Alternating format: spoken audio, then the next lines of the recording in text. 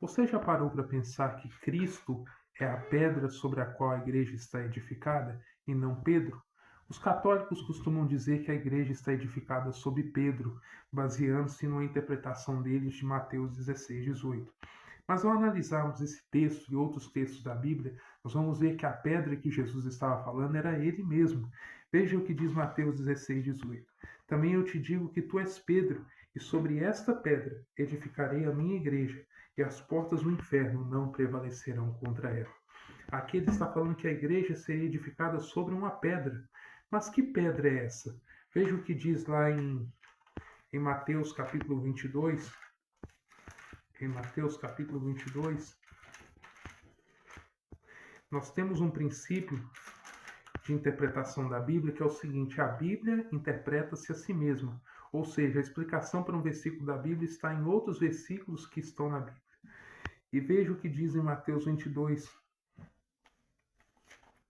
Em Mateus capítulo 22, 21:42. Perguntou-lhe Jesus: Nunca lestes nas Escrituras? A pedra que os construtores rejeitaram, esta veio a ser a principal pedra angular. Isso procede do Senhor e é maravilhoso aos nossos olhos?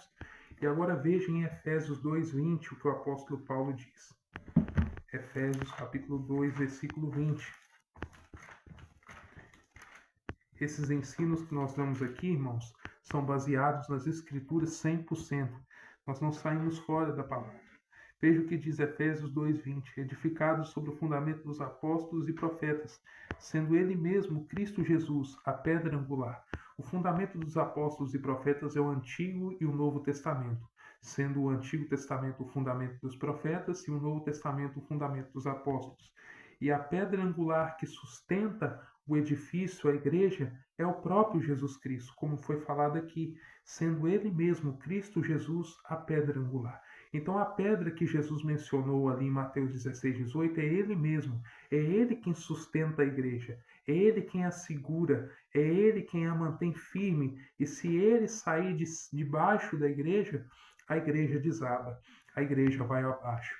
É Cristo quem sustenta a igreja, ele é uma espécie de Superman, né? Você lembra da história do Superman lá, quando ele segurava o prédio com a mão? Então Jesus é mais ou menos isso.